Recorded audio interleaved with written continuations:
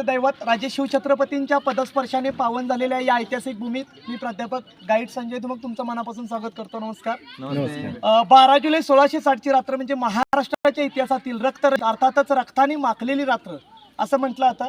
तुम्हाला सर्वांना ज्ञात आहे मी 53 किलोमीटरवरती जो गडकिल्ला आहे या दिशेने हात केला त्याचं पूर्वीचं नाव आहे पन्हाळदुर्ग, आताचं नाव सर्वांना ज्ञात आहे पन्हाळगड. तर दुसरा सह्याद्रीवरचा अखेरचा गडकिल्ला आहे तो म्हणजेच या बुरुजाच्या समोर सह्याद्रीवरचा अखेरचा गडकिल्ला, ज्याला पूर्वीचं नाव ज्याचं आहे खेळणादुर्ग, एखादं टॉयज खेळण्याप्रमाणे असणारा गडकिल्ला. महाराष्ट्रातील तब्बल 350 गडकिल्ल्यांपैकी नैसर्गिक तटबंदी असणारा, मुख्य तटापासून अलग झालेला विलग झालेला सगळ्यात मोठा म्हणजेच विशाल तो विशाळगड.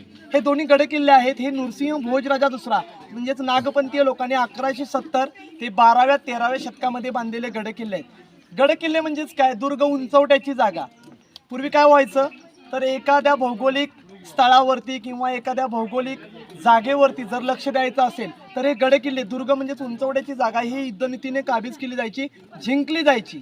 एकंदरीत जे भौगोलिक क्षेत्र दिसते याच्यावरती वचक नियंत्रण प्रस्थापित करता येईल यासाठी हे गडकिल्ले युद्धनीतीने काबीज केले जायचे, जिंकले जायचे. तर 12 जुलै 1660 ची रात्र म्हणजे महाराष्ट्राच्या इतिहासातील रक्ताने माखलेली रात्र का म्हटले बघा. ज्या वेळेला प्रतापगडाच्या पायथ्याला अफजल खानाचा कोता काढला, वध केला, त्यावेळेलाच तिथून पळून गेला त्याचा मुलगा फाजल खान. हा फाजल अगदी शिगेला पोचलाय. तो म्हणतो की बस हमें शिवा चाहिए जिंदा या मुर्दा. त्याला महाराजांना पकडायचा आहे आणि ते जिवंत अथवा मेलेल्या अवस्थेत. का? कारण आपल्या अब्बाजांचा खुनाचा सूड बदला त्याला घ्यायचा होता आणि तो अगदी शिगेला पोचलाय. आता तब्बल 28 दिवसामध्ये महाराज प्रतापगडावरून पन्हाळगडाला आलेत आणि ज्या वेळेला प्रतापगडावरून पन्हाळ्याला महाराज आले 2 मार्चला, त्यावेळेला 2 मार्चला हा वेढा पडला पन्हाळ्याला. हा वेढा आहे सिद्धी जोहरचा. या सिद्धी जोहरच्या वेढ्यामध्ये महाराज पन्हाळगडावरती अडकले. तब्बल 4 महिने 2 आठवड्याच्या कालावधीमध्ये हा वेढा होता. ऐन पावसाळ्याला, भर पावसाळ्याला तरी देखील हा वेढा शिथिल होत नाही, लूज होत नाही. म्हणजेच आपल्या समोरची जी संकट आहे ती अधिकच भक्कम व्हायला लागले, ते महाराजांना दिसू लागलं. इव्हन बघितलं तर 1,40,000च्या घरात गनिम म्हणजे शत्रू निशिबंध घोडदळासहित फौजा होत्या. आणि या नुसत्या पन्हाळा नाही तर पन्हाळा आणि करवीर हा संपूर्ण प्रांत जवळजवळ गनिमांनी व्यापला होता. आता गडातून आत जाणं अथवा बाहेर निसटणं देखील जवळजवळ मुश्किल दिसत होतं. धो पाऊस, प्रचंड पाऊस, निसरडे ओढे, सेवा असणाऱ्या दगड्या, गुडघाभर चिखल आहे. आणि या वेळेला महाराजांनी हे नियोजन का केलं? कारण भर पावसाळ्यातून जो गनिम आहे, गनिम हा बाहेरचा आहे. बाहेरचा म्हणजेच कुठला, ज्याचं वर्णन केलंय रेगिस्तानी आणि अरबी, अर्थात वाळवंटातले घोडे घेऊन आलेला गनिम आहे. या गनिमाचा जो रेसिडेन्स पन्हाळ्याचा बघितला तर 2 महिने 3 आठवड्याच्या कालावधीमधला हा त्यांचा रहिवास होता. आणि या कालावधीमध्ये त्यांना या भौगोलिक परिस्थिती, या दऱ्याखोऱ्या असतील, चिखल असतील, या सगळ्याचा अभ्यास नाही आहे. आणि जे 3 दरवाजावरचे अटॅक बघितले, तोफांचे मारे, हे दिवसेंदिवस वाढत चालले होते. आणि महाराजांना अशी माहिती मिळाली की टोपीकर इंग्रजांची वसाहत आहे राजापूरला आणि इथून लांब पल्ल्याच्या तोफा, हत्तींकरवी काही मोजक्या दिवसात, 7-8 दिवसात येणार आहेत. हे ज्यावेळी महाराजांना समजलं त्यावेळी महाराजांनी नियोजन केलं, प्लॅनिंग केलं. ते प्लॅनिंग काय अतिशय महत्त्वाचं आहे. पन्हाळ्याच्या पायथ्याशी नेबापूर गाव आहे. या नेबापूर गावचा नाभिक म्हणजेच न्हावी समाजाचा शिवा काशीद, हुबेहूब महाराजांसारखा दिसणारा चेहरा आणि नक्कल करण्यात तरबेज असणारा शिवा, या शिवाला महाराजांनी या 4 महिने 2 आठवड्याच्या कालावधीमध्ये हेरलं, म्हणजेच ओळखलं की खरोखरच हा शिवा बोलायला देखील चतुर आहे, कला करण्यात देखील चतुर दिसतोय, पटवण्यात एखाद्याला चतुर दिसतोय. म्हणून महाराजांनी त्याला ओळखलं आणि सांगितलं, शिवा तुला शिवाजी महाराज म्हणून जायचं आहे. आणि कुठे जायचं आहे तर अगदी मृत्यूच्या जबड्यात जायचं आहे. शिवा काशीद म्हणतो, राजा 1 वेळा नाही 10 वेळा जायला मी तयार आहे.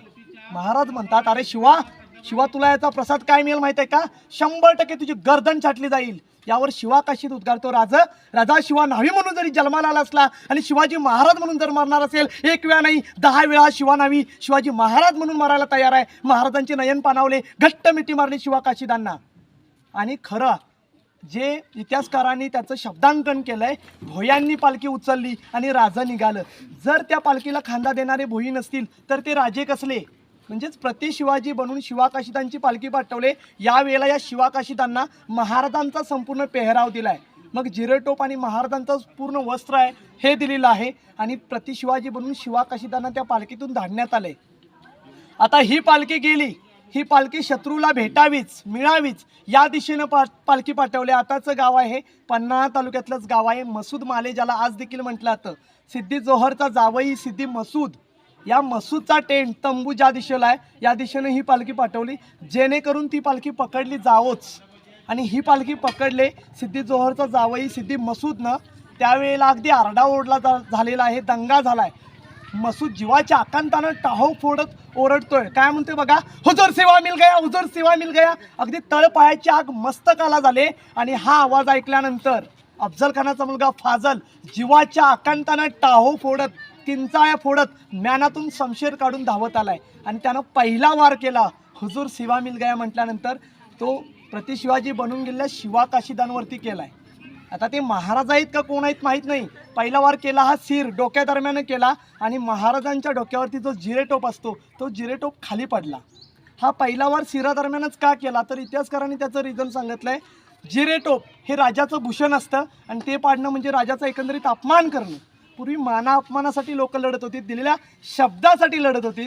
आता इवन बाजींचं जरी उदाहरण घेतलं ते दिलेल्या शब्दासाठी बाजी शेवटच्या क्षणापर्यंत शरीरामध्ये त्राण नसताना त्यांनी ही झुंज दिले का शब्द पडू द्यायचा नाही म्हणून.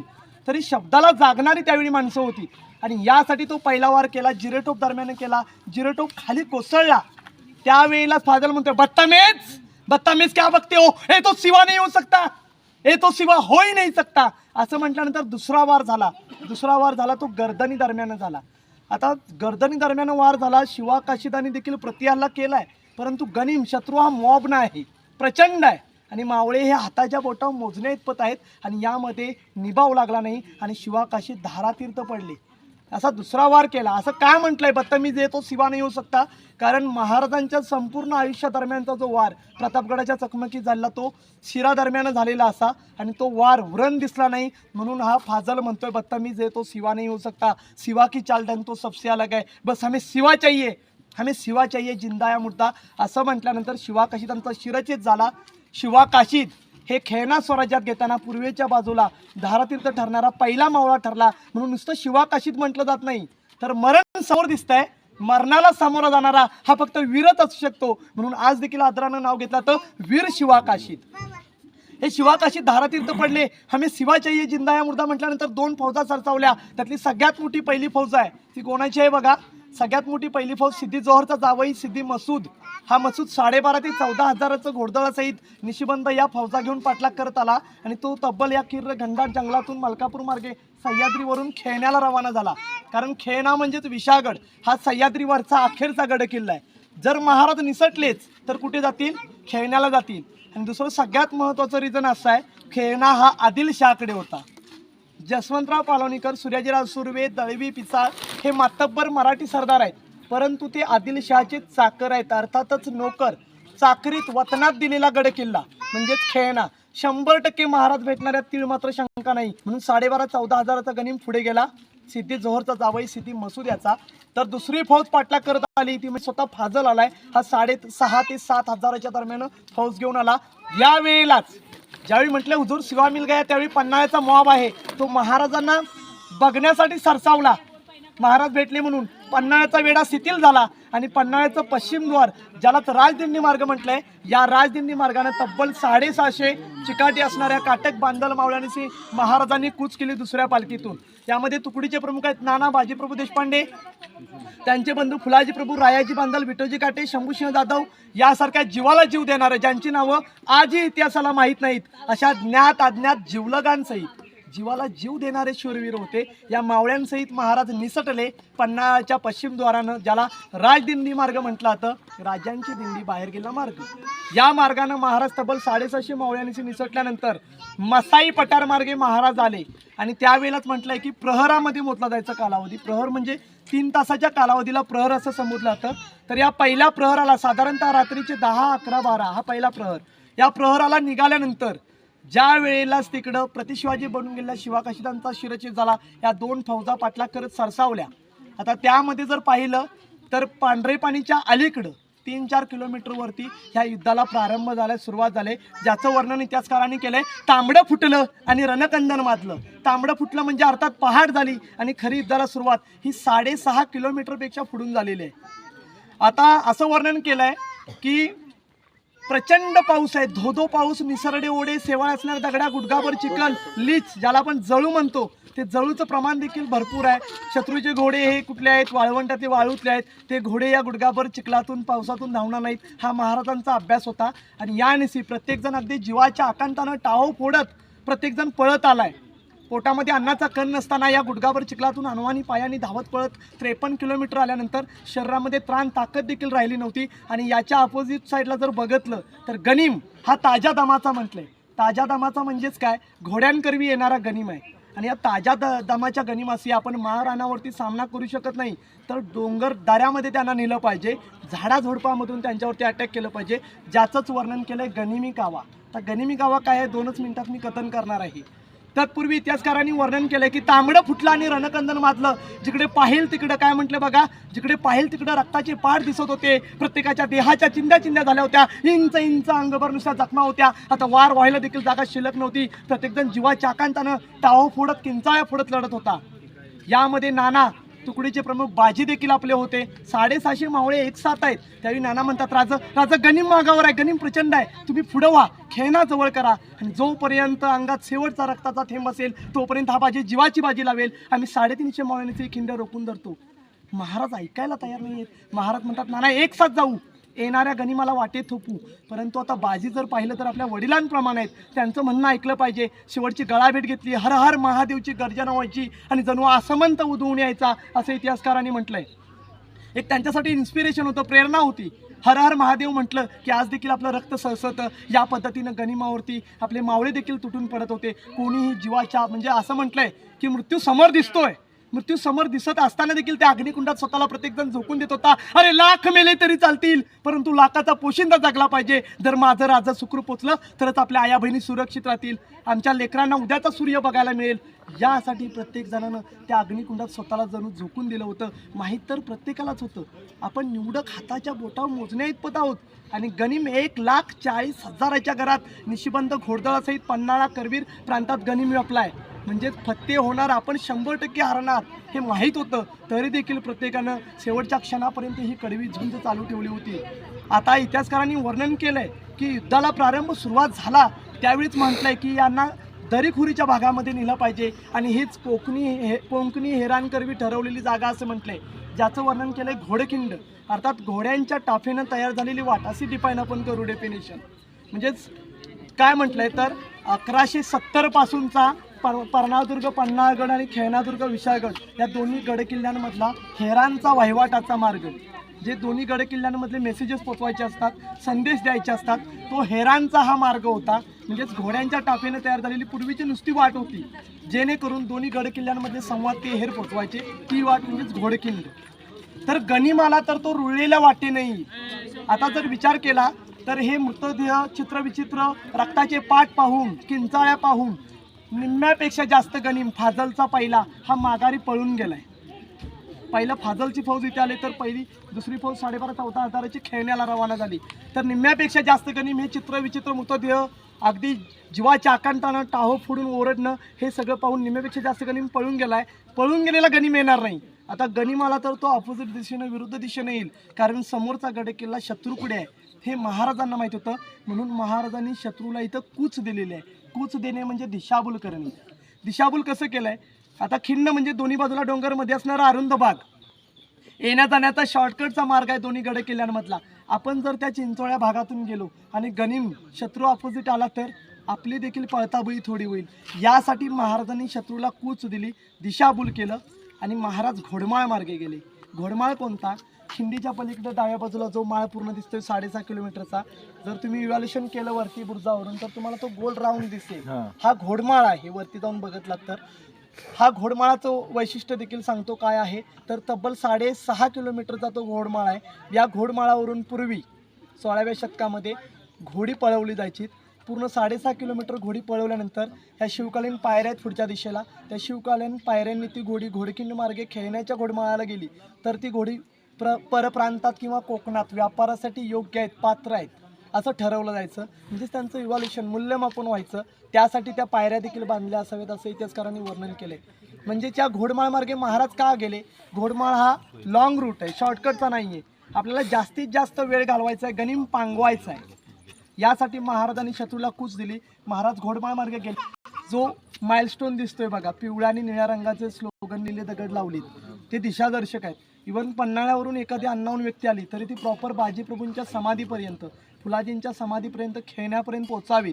एक व्यक्ती जरी ट्रेकिंगला चालत आली तरी यासाठी ते दिशादर्शक पन्हाळ्यावरून बाजींच्या समाधीपर्यंत, विशागडपर्यंत लावलेले आहेत. तर त्या डाव्या बाजूला जी पायवाट गेली ती घोडमाळाला गेली. या दिशेनं महाराजांनी शत्रूला कूच दिली, दिशाभूल केलं, महाराज निघून गेलेत. आता गेलेला गनिम पांगलाय, पहिला फाजलचा. पुढचा गनिम गेलाय तो सिद्धी जोहरचा जावई सिद्धी मसूद, याचा 12,500 ते 14,000चा गनिम हा खेळण्याला ऑलरेडी पोचला. खेळणा सुरक्षित आहे. खेळण्यावरती कोण आहेत? सुर्वे, दळवी, पालवणकर हे मातब्बर मराठी सरदार आहेत आणि त्यांचं गडाला पूर्ण प्रोटेक्शन आहे, वेड आहे. याचा अर्थ महाराज अजून खेळण्यावरती पोचलेच नाहीत, ते याच टप्प्यात कुठेतरी अडकलेत. म्हणून गेलेला 12,500-14,000चा गनिम महाराजांना शोधण्यासाठी त्या रुळलेल्या वाटेनं आलाय. तर गनिम हा रुळलेल्या वाटेनंच येणार, कारण गनिमाचा रेसिडेन्स 4 महिने 2 आठवड्याच्या कालावधीमधला आहे. त्यांना दऱ्या खोऱ्या डोंगर वाटा माहीत नाही आहेत. तो आला तर रुळलेल्या वाटेने येणार किंवा कोणीतरी फितुरी केली तर येणार आहे, हे महाराजांना माहीत होतं. म्हणून महाराजांनी शत्रूला कूच दिली. गनिम त्या घोडकिंडीच्या दिशेनं अपोजिट आला आणि गनिम विरुद्ध आला, म्हणूनच गनिमी कावा झाला. तर गनिमी कावा म्हणजेच काय? गनिम म्हणजे शत्रू, शत्रूला दगडानं ठेचून मारणं म्हणजे गनिमी कावा करणं. फेका फेका धोंडे फेका भाले फेका असं म्हटलंय. असंख्य धोंड्यांचा मारा केला. इमॅजिन करा, एक दगड मारला तर काय होतं? असंख्य धोंडे मारी गेले, गोफणीतून दगड मारलेत, भाल्यांचा वर्षाव केलाय, जेणेकरून मॉबने येणारा गनिम तुटक कसा येईल आणि त्यांची पळताभुई कशी थोडी होईल याच्यासाठी डोंगर दरीतून झाडाझुडपातून केलेला दगडांचा मारा म्हणजेच गनिमी कावा. गनिम म्हणजे शत्रूवरती तुटून पडणे, झाडाझुडपातून अटॅक करणं, हल्ला करणं. आणि या पद्धतीनं हा हल्ला चालू होता. त्यावेळेला सिद्धी मुलुकनं आदेश फरमावलाय, कोण आहे हा वेडा जो पायाच्या नखापासून वरपर्यंत रक्ताने माखलाय, ज्याच्या देहाच्या चिंध्या चिंध्या झालेत, ज्याच्यावरती वार करणं देखील सोपं नाहीये. ते होते नाना म्हणजेच बाजीप्रभू देशपांडे. अगदी पायाच्या नखापासून वरपर्यंत चिंब माखलेला, रक्तानं भिजलेला हा देह आणि जीवाच्या आकांतानं टाहो फोडत दोन्ही हातात 2 शमशेर घेऊन नाना लढत होते.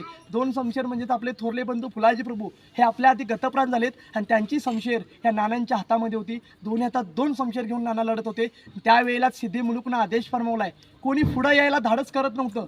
त्यावेळेला आदेश फरमावलाय, जो पायाच्या नखापासून वरपर्यंत रक्ताने माखलाय, ज्याच्या देहाच्या चिंध्या चिंध्या झालेत, ज्यावरती वार करणं देखील सोपं नाहीये, कोण आहे हा वेडा, याला गोळी धाडा म्हणून आदेश फरमावला. पोर्तुगीजांकडून आलेल्या ठासणीच्या बंदुका होत्या, ज्यामध्ये गोळी घालायची, कोरडी दारू घालून ठासली जायची. त्या नेमबाजाला बोलावण्यात आलं, त्याला म्हटलं आता पठाण. त्या पठाणाला बोलावलं, त्याला सांगितलं जो अगदी रक्तानं माखलाय त्याला गोळी धाडा, नेम धरा. या नेमबाजानं नेम धरला, इशारत झाली आणि या फिरंग्यांच्या बंदुकीनं बाजींच्या छाताडाचा वेध घेतला. धपकनी गोळी लागली, नाना खाली कोसळले. तरी नाना म्हणतात, नाही नाही, आपली कामगिरी फत्ते झाली नाही, आमचं राजा अजून सुखरूप पोचायचं आहेत, हर हर महादेव अशी गर्जना केली. नाना खाली कोसळले असताना देखील बंदुकीची गोळी लागून देखील एक प्रहर, साधारणतः 3 तास नानांचा देह तडपडत होता. नानाने आपला प्राण सोडला नाही. जे हाताच्या बोटावर मोजणे इतपत मावळे शिल्लक आहेत त्यांना नाना विचारतात, फत्ते झाले का, आसमंत कडाडले का, भांडी फुटली का? भांडी म्हणजेच तोफांसाठी वापरलेला प्रतिशब्द आहे. नाही राजा, अजून काय आसमंत कडाडली नाहीत, भांडी फुटली नाहीत, तोफा काढल्या नाहीत. हे ज्यावेळी बाजीने शब्द ऐकले, शरीरात प्राण नसताना देखील बाजी जीवाच्या आकांतानं उभे राहिले. दोन्ही हातात 2 शमशेर घेतल्या आणि काही वेळ जीवाच्या आकांतानं नुसते ते काय केले, शमशेर फिरवत राहिले. आणि या वेळेलाच म्हटलंय, सांज प्रहर झाला, भांडी फुटली. सांज प्रहर म्हणजे हाच कालावधी, 4:30 नंतरचा कालावधी. तर या 4:30 नंतर एकापाठोपाठ एक 3 तोफांचे आसमंत कडाडले. बाजींच्या देहामध्ये त्राण, ताकद देखील उरली नव्हती. त्यावेळी नाना म्हणतात, फत्ते झाली. हे फत्ते झाले ज्यावेळी गनिमांनी ऐकलं, तळपायाची आग मस्तकाला गेली. त्यांना वाटलं 100% महाराज निसटले. म्यानातून शमशेरी कडाडल्या त्या बाजींच्या देहावर, बाजींच्या देहाच्या चिंध्या चिंध्या झाल्या. एक एक एक म्हणता म्हणता 350च्या 350 मावळे इथं स्वराज्यासाठी कामी आले. इमॅजिन करा, पहिला येणारा 6,500 ते 7,000पैकी निम्मा जर इथला घेतला फाजलचा गनिम, निम्मा पळून गेलाय हे रक्ताचे पाठ चित्रविचित्र मृतदेह पाहून. तर निम्मा गनिम 2, 3, 4 हजाराच्या घरात गनिम कापला गेला. पुढून येणारा सिद्धी जोहरचा जावई सिद्धी मसूद 12,500पैकी निम्मा 4-5 हजाराच्या घरात गनिम. एक 9-10 हजाराच्या घरात गनिम 350 मावळ्यांनी कापलाय. म्हणून बॅटल ऑफ वर्ल्ड, जगातील लढाईपैकी 2 नंबरची लढाई या घोडकिंडीच्या लढाईकडे पाहिलं जातं. आता इथं फत्ते झाली, महाराज वरती गेलेत गडावरती, तोफांचे आसमंत कडाडले, महाराजांनी गड काबीज केला. याला बराच कालावधी गेलाय, कारण त्याचं सगळ्यात महत्त्वाचं रिझन आहे 16व्या शतकामध्ये तोफा या शिशापासून, पोलादापासून बनवल्या जातात. या तोफा मुसक्या बांधिलेल्या असं वर्णन आहे लेखणीमध्ये. मुसक्या बांधिलेल्या म्हणजे काय, या तोफा पावसामध्ये रस्ट गंज जंग होऊ नयेत म्हणून त्या झाकून ठेवल्या जायच्या. जे गडकिल्ल्यावरती जनावरांसाठी राखीव चारा असतो, कोरडं गवत, ते घातलं जायचं. किंवा दुसरं मेन जे ऑइली मधमाशाचं पोळं असतं ते मेन घातलं जायचं, जेणेकरून त्या तोफा सुखरूप राहतील आणि पावसामध्ये बांधून ठेवल्या जायच्या, ज्याचं वर्णन केलं आहे मुसक्या बांधिलेल्या. हे काढायला, दारुगोळा सापडायला, फितुरी व्हायला बराच कालावधी गेला आहे. आता गडावरती गेल्यानंतर सुर्वे, दळवी, मातबर मराठी सरदार आहेत. काहींनी हात मिळवणी केली की खरोखरच शिवाजी महाराज कोण हे नुसतं ऐकून माहीत होतं, आता खरोखरच स्वराज्यासाठी लढायला मिळत आहे. काहींनी हात मिळवणी केली तर काहींनी युद्धनीती पत्करली आणि यासाठी बराच कालावधी गेला. म्हणून म्हटले सांज प्रहर झाला, भांडी फुटली, भांडी कडाडली, तोपर्यंत ही युद्धनीती चालू होती. हा संघर्ष फक्त दिलेल्या शब्दासाठी होता, शब्दाला जागणारी माणसं होती त्यामुळे होता. ज्यावेळी बाजींनी शेवटच्या क्षणाला म्हटले फत्ते झाली, धन्य झाला, धन्य झाला, हा बाजीचा देह धन्य झाला, स्वराज्यासाठी कामी आला, हर हर महादेव अशी गर्जना केली. नाना खाली कोसळले.